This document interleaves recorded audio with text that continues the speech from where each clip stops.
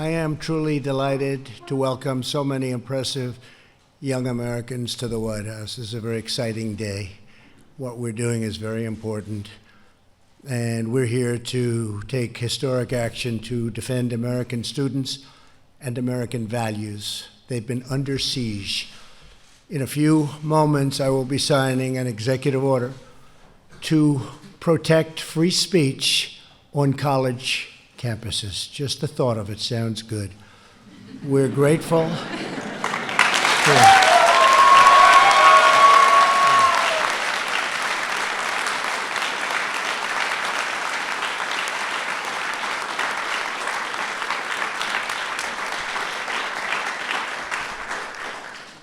We're very grateful to be joined today by Secretary of Education, Betsy DeVos. Betsy, where are you, Betsy? Hi, Betsy. And Secretary of Health and Human Services, who's done a really great job. We have prescription drugs prices coming down, first time in 51 years. So, Alex Azar, thank you very much, Alex.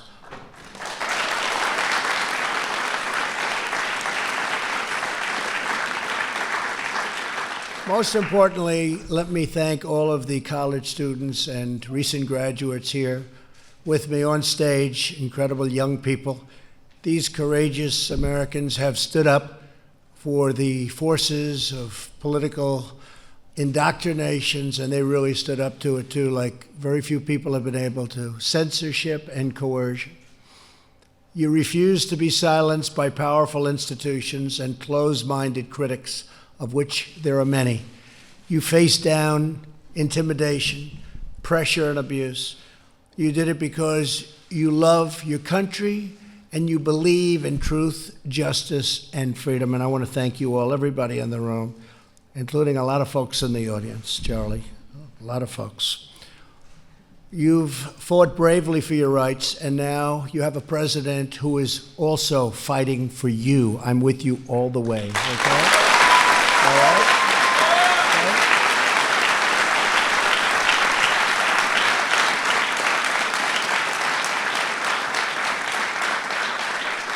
In America, the very heart of the university's mission is preparing students for life as citizens in a free society. But even as universities have received billions and billions of dollars from taxpayers, many have become increasingly hostile to free speech and to the First Amendment. You see it all the time. You turn on the news and you see things that are horrible. You see people being punched hard in the face. But he didn't go down. He didn't go down.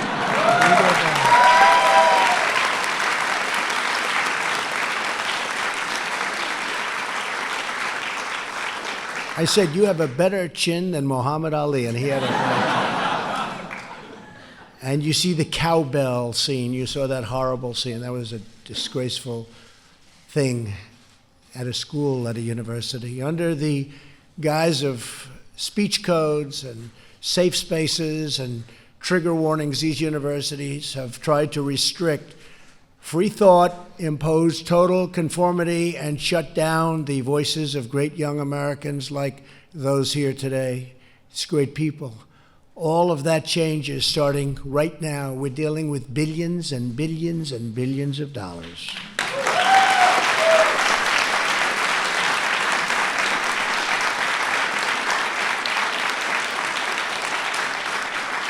Taxpayer dollars should not subsidize anti-First Amendment institutions, and that's exactly what they are, anti-First Amendment. Universities that want taxpayer dollars should promote free speech, not silence free speech.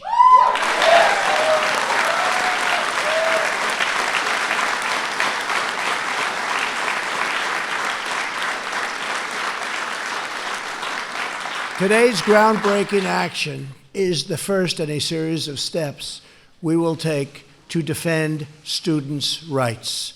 We are proudly joined by several young Americans who can speak directly about ideological intolerance on campus.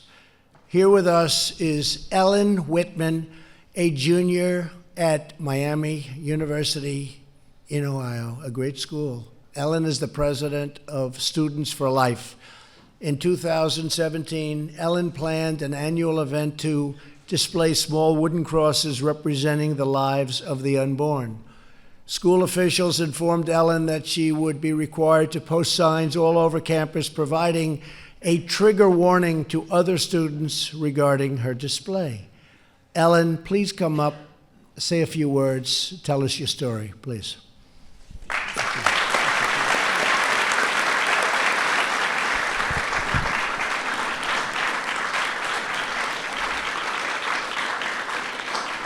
Well, thank you, Mr. President. This is a truly historic day in our country's history. And I am so grateful that we have a president who recognizes that the First Amendment is under attack on our college campuses. My story is so important because I have seen lives saved through my Students for Life efforts on campus. But I never imagined the hostility I would face when trying to express my beliefs. It's ridiculous that it's gotten to this point. Universities are supposed to be marketplaces of ideas. They should be encouraging free speech, not shutting it down. And speech is not free when university officials put conditions on student speech. The only permit we need to speak on campus is the First Amendment. Thank you, Mr. President.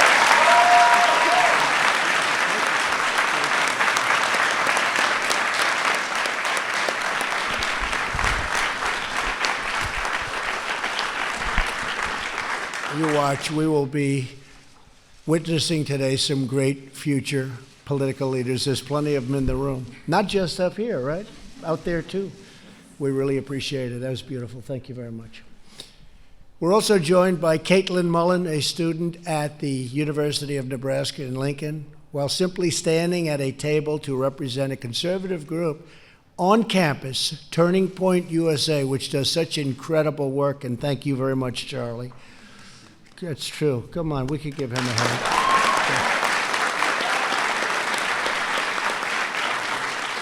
Thank you.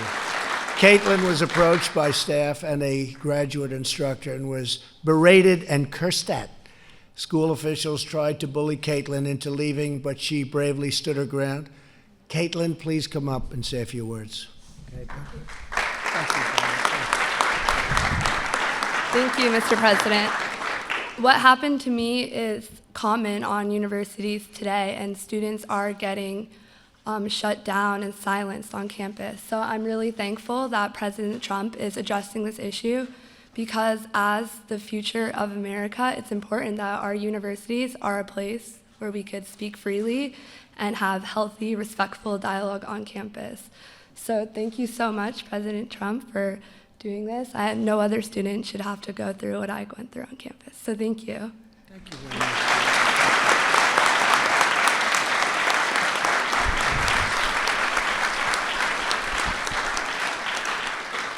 Thank you, Caitlin. Beautiful. And I have to say that, we have, in my opinion, we have more than they have. People don't realize that. You see what's going on. I just came back from Ohio. The streets were lined with people. I came back recently from Alabama where they had that horrible tornado. It was terrible. But the people were lined, as far as the eye could see, lined up with people. And we're here. This is the White House. I'm the president. We're together. And hopefully we can bring everybody together. That's really what we want to do. And they can have different views. And if they do have different views, we encourage that. But they have to let you speak. They have to let you speak. Also here with us today is Polly Olson, a student at Northeast Wisconsin Technical College. Last year, Polly was handing out homemade Valentine's Day cards with messages such as, "You are special and Jesus loves you." College officials stopped her and told her that she would be restricted to so-called free speech zone because some people might find her cards offensive. I don't. I love that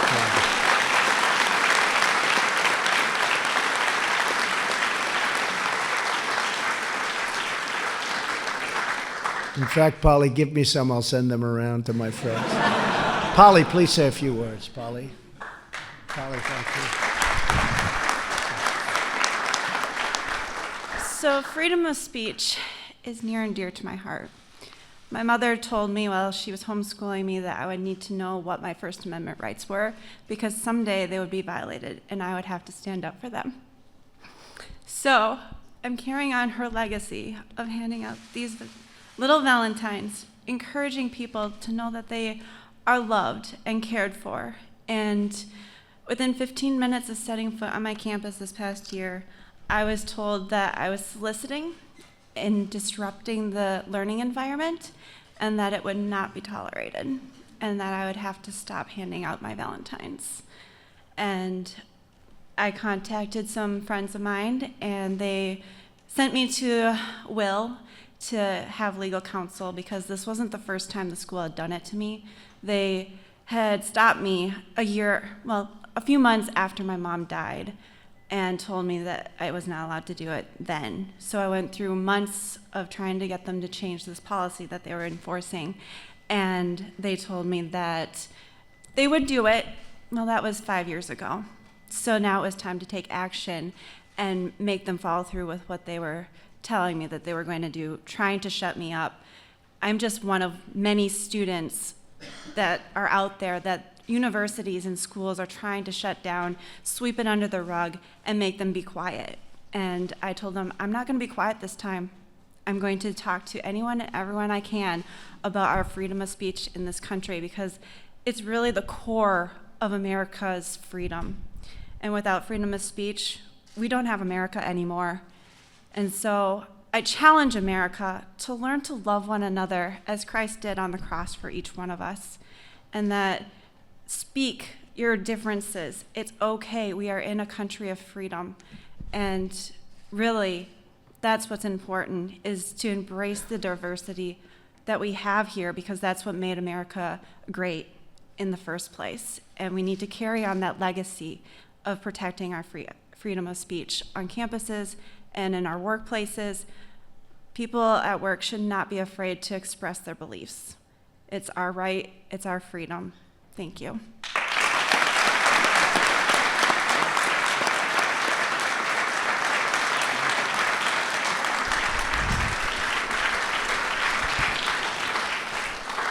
So thank you all for your courage. Today we're delivering a clear message to the professors and power structures trying to suppress dissent and keep young Americans, and all Americans, not just young Americans, like Ellen and Caitlin and Polly, from challenging rigid far-left ideology. People who are confident in their beliefs do not censor others. We don't want to censor others. They welcome free, fair, and open debate, and that's what we're demanding. Under the policy I am announcing today, federal agencies will use their authority under various grant-making programs to ensure that public universities cherish, protect the First Amendment and First Amendment rights of their students, or risk losing billions and billions of dollars of federal taxpayer dollars.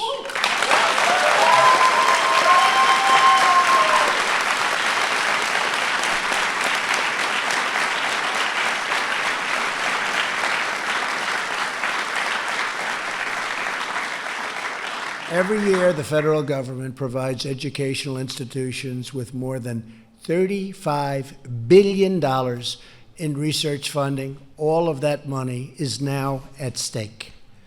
That's a lot of money. They are going to not have to like your views a lot, right? We will not stand idly by and allow public institutions to violate their students' constitutional rights. If a college or university doesn't allow you to speak, we will not give them money. It's very simple.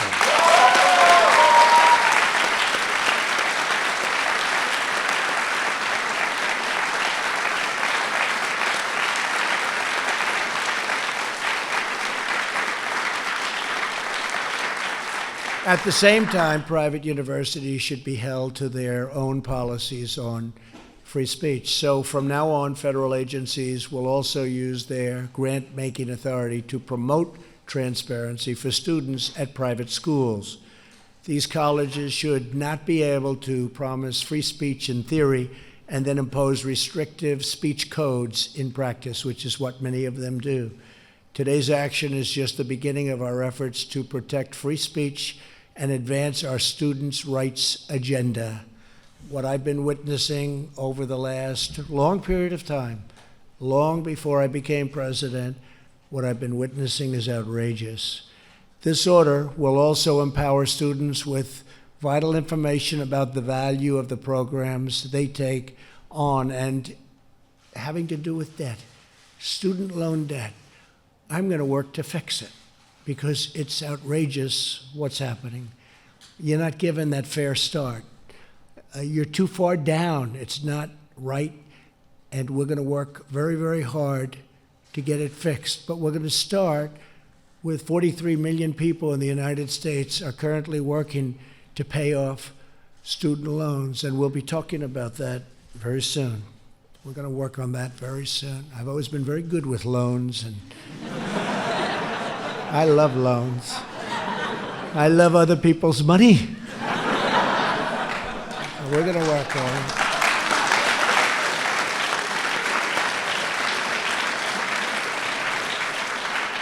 Made a lot of money with those loans, and you're going to too. You're going to do something that's going to be fair and good, but we're going to work with you very closely. The average student loan borrower owes roughly $35,000. That's a lot. And in many cases, much more than that. I've seen numbers that go over $200,000. You're behind the eight ball before you start. And yet, typically, students who take loans do not have access to critical information about what career outcomes they can expect from their programs, majors, or fields of study. They borrow more money than they can ever expect to pay off or pay back. Many middle-class American families are getting ripped off, while tax-exempt colleges and large institutions, frankly, they take these tremendous endowments. You look at the money that they have, they're making a fortune. For that reason, I'm directing the Department of Education and the Department of the Treasury to publish detailed information on future earnings and loan repayment rates for every major and every program at every single school. It's very important.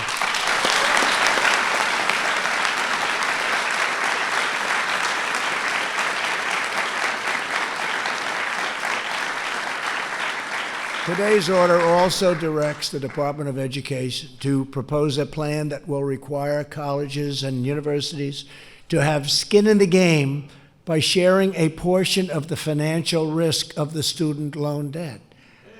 I believe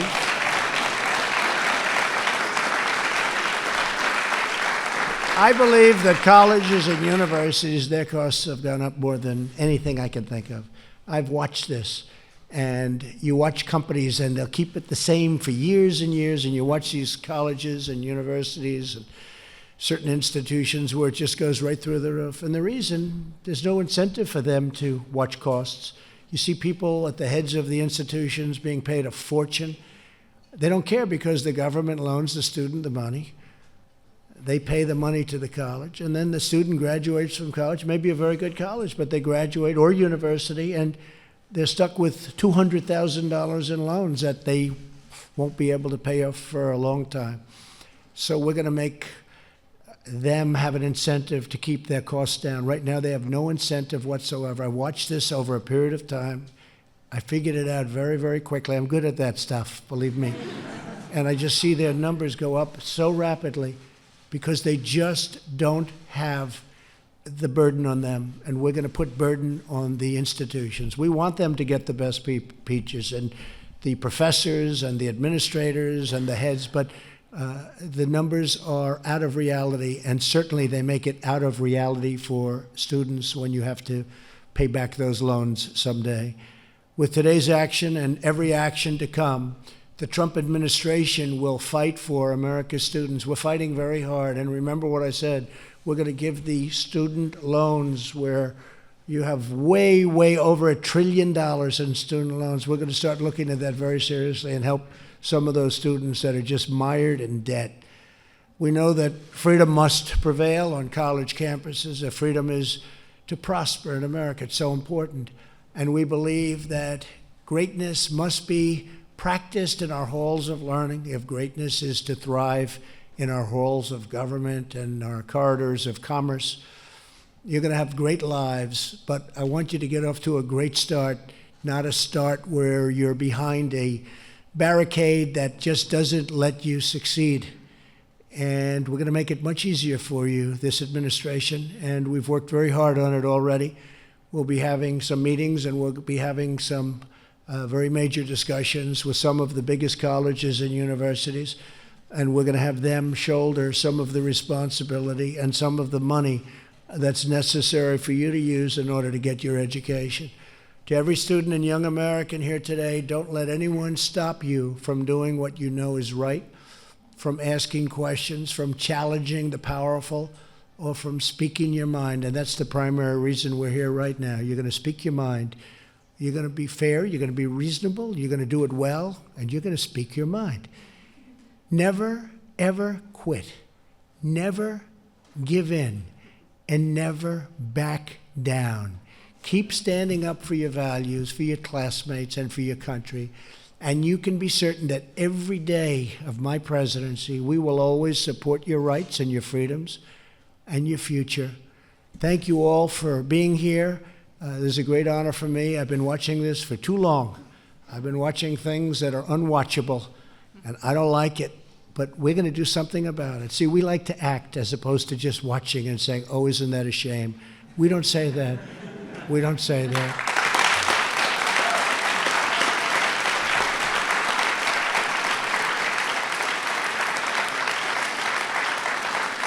And I want to congratulate everybody for being here. You have just a tremendous future ahead of you, and this will make it a lot easier. And you get that point of view across. And listen to the other point of view. Maybe you can be changed and maybe not. I doubt it. But maybe. You never know. And you know what? If you can, that's okay. And you'll change them too. You're going to change them too. But ultimately, it brings people together. So congratulations. I'll sign right now. Thank you all for being here.